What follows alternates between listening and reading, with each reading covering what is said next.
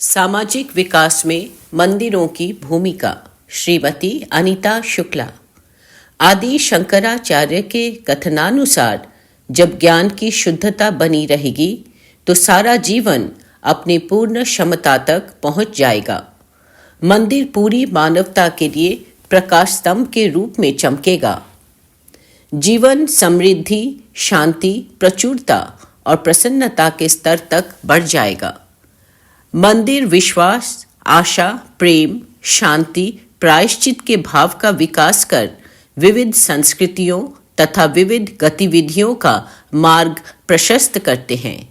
मंदिर मात्र एक स्मारक या पूजा का स्थल नहीं, बल्कि संपूर्ण संसार के संचालन की धुरी है, जहाँ से गंगा, यमुना व सरस्वती की पवित्र धारा प्रवाहित होती है, जहाँ से अयोध्या, काशी, मथुरा व वृंदावन का निर्माण होता है और जहाँ से राम, कृष्ण व बुद्ध की कथा जन जन में प्रेम, त्याग, कर्म तथा मानवता के आदर्शों की प्राणवायु से संपूर्ण जगत की सभ्यता व संस्कृति की अजस्र धारा प्रवाहित होती है।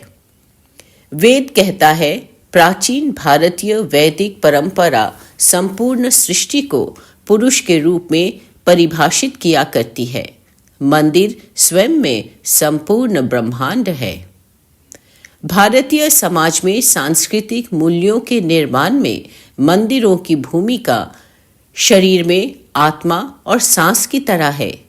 ईश्वर के होने का विश्वास उनके स्वरूपों के दर्शन से और दृढ़ होने लगता है। मंदिरों में विकसित संपूर्ण कलाओं की आध्यात्मिकता और वैज्ञानिकता हमारे ज्ञान चक्षु को खोल देती है। मूर्ति कला में वृक्षों, जंगलों, नदियों, पर्वतों, झरनों आदि के साथ साथ कई देवी देवताओं का निर्माण होता है। खजुराहो का सूर्य मंदिर संपूर्ण कलाओं का केंद्र है। दक्षिण भारत का एक एक मंदिर ज्ञान, विज्ञान और संस्कृति का परिचायक है। किसी भी समाज व संस्कृति के विकास में शिक्षा की अहम भूमिका होती है। प्राचीन काल में ऋषि लोग मंदिरों में ही गुरुकुल आश्रम में संस्थागत रूप से विद्या देकर विद्यार्थी को धर्म, कर्म, व्यायाम, युद्ध, धनुष्मान आदि संपूर्ण क्षेत्र में पारंगत करते थे। दक्षिण भारत में कलारीपयट्टू और उत्तर भारत में मल्ल युद्ध 4 भागों में विभाजित है, जिनमें से प्रत्येक भाग हिंदू देवी देवता के पौराणिक देवी योद्धा के नाम पर है। धन्वंतरी और चरक जैसे आयुर्वेदाचार्यों द्वारा स्थापित चिकित्सा विद्या का प्रचार प्रसार कई मंदिरों में बने चिकित्सालयों में देखने को मिलता है। मंदिरों में विविध संस्कृति तथा विविध गतिविधियों के भक्तजन आते हैं। वे संपूर्ण आस्था से पूजा अर्चना के पश्चात एक दूसरे से मिलते हैं। उनके बीच विचारों के आदान प्रदान होते हैं। वे एक दूसरे से अपना सुख दुख भी बांट लेते हैं। इतना ही नहीं, कठिन समय में वे एक दूसरे के सहायक भी बन जाते हैं। मंदिर एक ऐसा धार्मिक भवन है जहां मानव के जन्म के पश्चात कई प्रकार के संस्कार कराए जाते हैं, जैसे मुंडन संस्कार हो, यज्ञोपवीत संस्कार हो या विवाह संस्कार। चाणक्य ने कहा था, मंदिर न केवल स्थापत्य बुद्धि का प्रतीक है, बल्कि समृद्ध परंपरा और संस्कृति का जीवंत प्रतिनिधित्व भी करता है।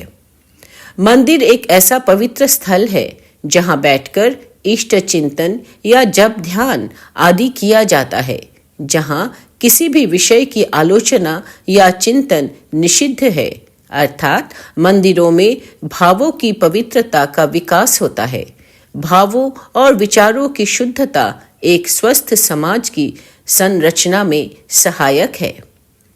मानव में ब्रह्म की सर्जन शक्ति, विष्णु की पोषण शक्ति और शिव की संहार शक्ति मंदिरों की गाथाओं की ही देन है।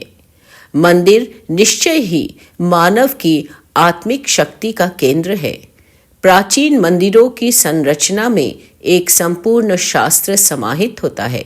केवल आध्यात्मिक दृष्टि से ही नहीं, अपितु वास्तुकला, शिल्पकला तथा सामाजिक सांस्कृतिक एकता का भी विकास मंदिरों व तीर्थों से होता है।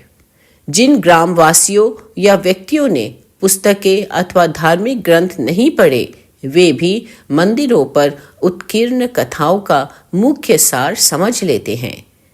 मंदिर अन्वेषण का आधार है, जो हजारों वर्ष पहले प्राचीन काल में आए मुख्य साधन व्यापार व्यवसाय था। मंदिर इस कार्य में सेतु का कार्य करते हैं। राजा व प्रजा के बीच संबंध स्थापित होता है। राजा जनता से प्राप्त करों का एक निश्चित भाग धर्म कार्य में लगाते हैं, ताकि समाज में आर्थिक समृद्धि और सामाजिक एकता आगे आए और समाज में प्रसन्नता का वातावरण बने। पहले भी मंदिरों और तीर्थों में मेले और उत्सव के आयोजन से कई प्रकार के आर्थिक लाभ होते हैं। खिलौने से लेकर बड़े बड़े आयुध भी क्रय विक्रय किए जाते हैं, जिसकी परंपरा आज भी है। आज प्रत्येक तीर्थों में हजारों हजारों लोगों की जीविका का साधन देखा जाता है। एक बात और, उत्सव तथा मेलों के आयोजन में दूसरे प्रांतों के शासक, व्यापारी और साधारण जन व्यापार करने आते हैं। इससे मित्रता एवं धार्मिक आर्थिक विकास की विरासतें बढ़ती रहती हैं। मंदिर मात्र पूजन स्थल ही नहीं, वरन उसे सामाजिक, राजनीतिक और आर्थिक मूल्यों एवं उच्च स्तर भी प्राप्त है। उदाहरण स्वरूप हम सोमनाथ के मंदिर को देख सकते हैं, जिसकी आर्थिक समृद्धि से आकर्षित होकर आक्रमणकारियों ने कई बार आक्रमण किया। प्राचीन काल से ही मंदिर आर्थिक विकास का गढ़ रहा है। आज भी मंदिर निवेश और आय का बहुत बड़ा साधन है। मंदिरों में चढ़ावा से लेकर आसपास के उन्नत बाजार सभी आर्थिक उन्नति के मार्ग प्रशस्त करते हैं। अयोध्या के राम मंदिर का उदाहरण हम ज्वलंत रूप से देख सकते हैं, जो तीर्थाटन के नए युग का संकेत कर रहा है। अयोध्या के राम मंदिर के निर्माण के साथ साथ संपूर्ण विश्व में भक्ति, आस्था, विश्वास तथा स्थानीय वर्ण व्यवस्था पंख लगाकर उड़ने को आतुर है। यहाँ तीर्थाटन का चक्रीय प्रभाव देखने को मिल रहा है। विश्व की सबसे प्राचीन तीर्थस्थली वाराणसी, जो धार्मिक आस्था की गढ़ रही है और जहाँ धार्मिक पर्यटन आर्थिक गतिविधियों की अहम कुंजी है। यहाँ आने वाले पर्यटक धर्म स्थलों के अतिरिक्त स्थानीय उद्यमों, हस्तशिल्प उद्योग और सांस्कृतिक क्षेत्र को भी लाभान्वित करते हैं। मंदिर जाने से जो सकारात्मक ऊर्जा का संचार होता है, वह हमारे भीतर की पांचों इंद्रियों के विकास का मार्ग प्रशस्त करता है। मंदिरों में विविध धर्म तथा विविध संस्कृति और गतिविधियों के भक्त आते हैं। वे एक दूसरे से मिलते हैं तो विचारों और गतिविधियों का आदान प्रदान होता है, दृढ़ विश्वास तथा ऊर्जा का संचार होता है। संत महात्माओं ने यज्ञ आदि कर्म कांडों का तथा भारतीय संस्कृति का प्रचार प्रसार कर सामाजिकता का विकास किया है। ऋषि महर्षि मंदिर में ही गुरुकुल की स्थापना कर संस्थागत रूप से विद्यार्थियों को शिक्षा दीक्षा देते थे। वहीं व्यायामशाला, धनुर्विद्या, युद्ध विद्या के साथ साथ धर्मशास्त्र की शिक्षा दी जाती थी। दक्षिण भारत में कलारी पयाटू, जिसके प्रणेता भगवान परशुराम थे, यहाँ के विद्यार्थियों में ये सारे गुण विकसित किए जाते हैं। उत्तर भारत में भी मल्ल युद्ध 4 भागों में विभाजित है, जिनमें से प्रत्येक प्रकार हिंदू देवी देवता या पौराणिक योद्धा के नाम पर ही है। कहते हैं कि वेद जब ब्रह्म ज्ञान की बात करता है, तब वह किसी भी इंद्रिय का विषय नहीं होता, क्योंकि वह व्यक्ति का साक्षात अनुभव होता है। जहाँ तक मंदिरों की बात है, संपूर्ण वेद, शास्त्र, उपनिषद, पुराण की गंगा आज मंदिरों की गंगोत्री से निकलकर ही संपूर्ण विश्व को पोषित कर रही है। वर्तमान शिक्षा पद्धति आज हम में केवल जीने, खाने और भौतिकता के विकास का मार्ग ही प्रशस्त कर रही है। यदि गंभीरता से देखा जाए तो आर्थिक विकास का भी महत्वपूर्ण केंद्र मंदिर ही है। भारतीय संस्कृति में पूजा पाठ, यज्ञ, कर्मकांड, मेले, उत्सव आदि का प्रचलन सदैव से रहा है। पूजा की परंपरा तो युगों से चली आ रही है, जिसमें मंदिरों का निर्माण राजा महाराजा के लिए सम्मान की बात भी होती थी।